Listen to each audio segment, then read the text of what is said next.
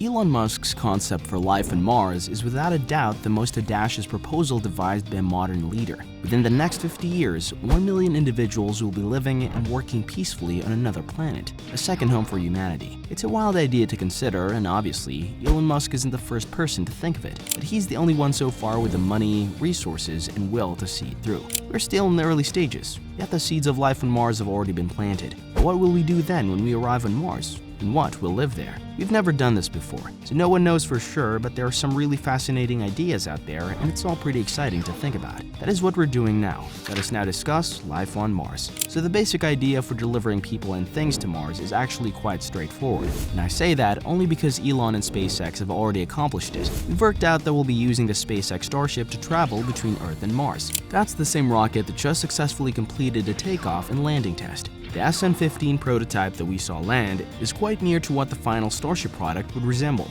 It's basically a super enormous stainless steel rocket ship that can take off from a planet, sailing through space and land totally intact again and again, with just a brief pause to refuel in between flights. No rocket of this size has ever been successfully launched. This is a game changer. The Starship will transport humans from Earth to Mars. Some will transport people, but many will transport supplies. For instance, the Starship can carry 100 metric tons of cargo on each flight, which is around 50 Tesla Model 3 automobiles. When Earth and Mars reach the closest point in orbit every 2 years, fleets of Starship will make the 7-month trek between the two planets. The initial passage will be a few ships to test the waters, but after a few cycles, we'll be sending thousands of ships from Earth to Mars. Obviously, no one believes that Mars will be a pleasant and comfortable location to live on the first day. But exactly how tough will it be? The average temperature is roughly negative 60 degrees Celsius, which is roughly cold even by Canadian standards. But in the height of summer, the planet Mars can achieve a maximum temperature of around 20 degrees Celsius, which I'd say is rather pleasant. It's pretty decent tanning weather up here in the Great White North, which is nice. But it doesn't mean you'll be kicking back on a beach chair with a nice beer. Every day, Mars's atmosphere is almost non-existent, and what is there is primarily carbon dioxide.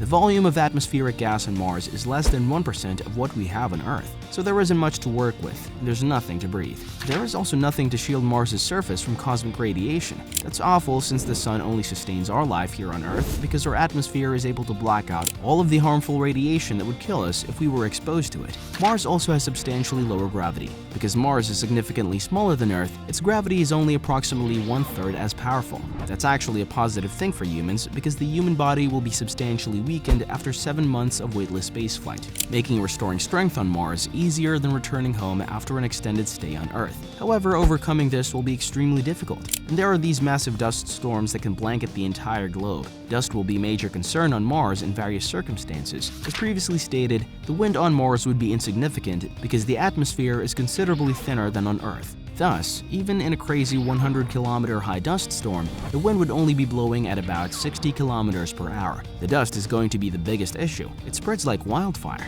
All of our equipment will need to be thoroughly sealed to prevent dust from seeping inside and destroying anything. Solar panels are going to be a nuisance to keep clean. Thus, the dust storms will be unpleasant overall. Mars will not be a safe haven. As Elon has stated, humanity would most likely perish. Everything on Mars will be extremely thin. Mistakes or equipment failures can result in a person's death. Elon told CNN interviewer that he would only go to Mars if he knew SpaceX would continue after his death. So despite being the boss, Elon isn't overly enthusiastic about his odds of survival. Is there anything we can do, however, to make Mars a more hospitable location for humans to live? Hopefully there are a few theories about how to terraform Mars. Elon has an insane idea in his head, so let us discuss Mars's bomb. In August 2019, Elon tweeted, "We should just nuke it," in support of his concept of terraforming Mars. That may seem like a radical answer, but there is some science behind it. Despite the fact that opinions differ, the concept is that if you detonate a swarm of nuclear bombs over Mars's polar regions, the heat generated would melt the frozen water and release massive volumes of stored carbon dioxide and water vapor into the Martian atmosphere.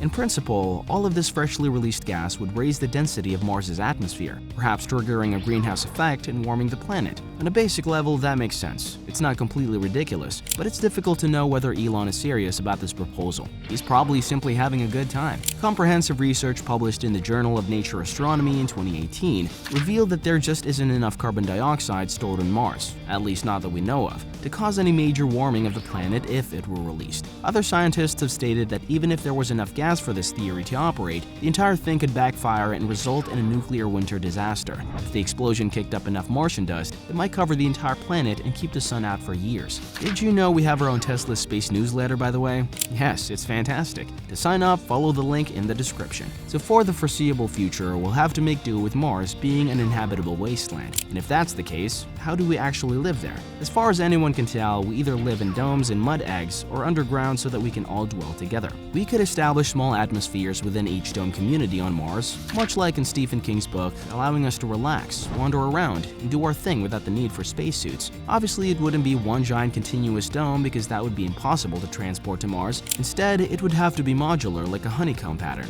so that circular parts of the dome could be stacked up in a starship a can of Pringles. When it arrives on Mars, simply pop the top and begin constructing domes. Elon, please contact me for more brilliant engineering ideas like that one. I've got plenty. I swear they'll work. Here's a truly brilliant idea. Martian structures could be 3D printed eggs made of dirt. This is a genuine occurrence. AI Space Factory has developed an automated procedure for 3D printing an egg-shaped building from resources gathered on Mars. The concept is to combine basalt with bioplastic to create a long-lasting building material. Both the basalt fibers and the polylactic acid binding material would be extracted from Martian rock, and the solid would be collected from plants grown in greenhouses on Mars. The end result would be a very robust, stable, and insulating shell created by a 3D printing robot. A structure tailored to manage internal air pressure and thermal stresses is required for Martian conditions, and AI Space Factory believes that an egg form would be appropriate to meet those criteria. Everything would be built vertically, with no hallways and only many levels. Remember that wind and gravity are far less of an issue on Mars, therefore building upwards is completely feasible.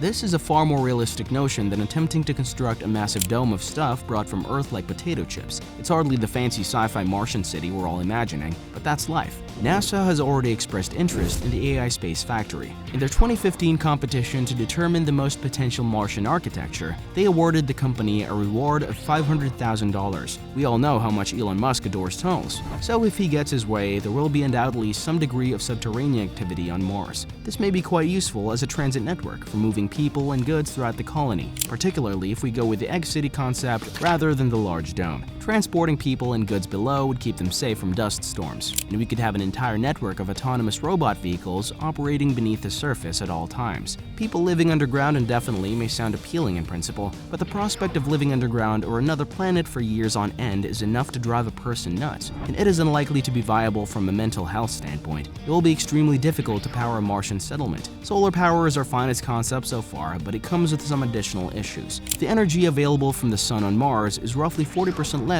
than what it provides on Earth. To begin with, that's a major issue, and even in the best case scenario, we'd need a startling number of solar panels to power any decently sized Mars settlement. Then there's the dust difficulty if the colony gets trapped in a dust storm. The energy from the sun is then decreased even further, even on days when there are no storms. Dust will accumulate on top of the panels on a regular basis and reduce their effectiveness, so we would have to deal with that. Either an automated system, which would consume even more precious electricity, or having humans do it manually. Cleaning dust off solar panels could become the most important job on Mars. We could also collect hydrogen from Mars's frozen oceans. That's a little trickier. We'll need electricity to run the mining operation to begin with, so it may be a long-term energy answer, but it won't help us in the early days of life on Mars. So will it be difficult to obtain enough energy to power our technology? So much of our technology is currently shifting toward a reduced power usage model. Within the next several years, we may be able to just innovate our way out of this difficulty. Take, for example, the new Apple M1 chip. Apple has figured how to integrate the CPU, GPU, and RAM into a single little chip that is insanely powerful.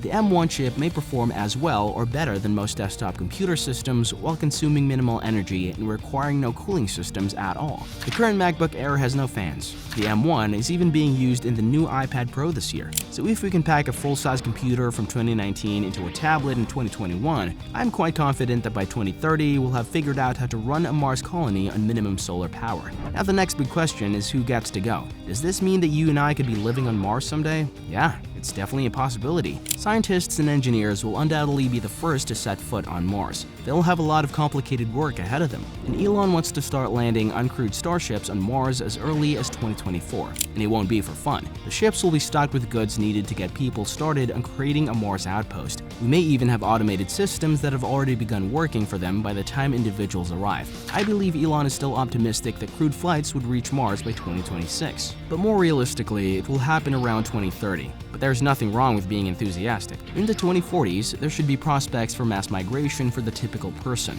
Elon wants to persuade people to move from Earth to Mars by offering them fantastic employment on Mars. You won't need to be a genius to be productive on Mars once the truly brilliant people get things set up. Farmers, tradespeople, mechanics, and YouTubers should have plenty of chances. Hey, people are going to want to see some Mars vlogs. You know it's going to be a major thing when it happens. And your boy will probably be way too damn old to be relevant at that point, but maybe a Mars family vlog or something. Over the next few decades, there will be a few opportunities, where Earth and Mars will even be closer than usual. It would shorten the journey from 7 to 5 months, and some are looking at these windows as the potential for a large crossing, when large numbers of people may all move at once. The big one will most likely occur in the year 2051. SpaceX should have manufactured thousands of Starship's vessels by then. Who knows? Maybe they've invented something far superior by that point, and there should be a legitimate city ready for us to dwell on Mars. So 30 years from now, tens of thousands of people could pack their belongings and leave Earth to live on Mars for the rest of their lives. I'm guessing you don't include in a return ticket of that kind of trip,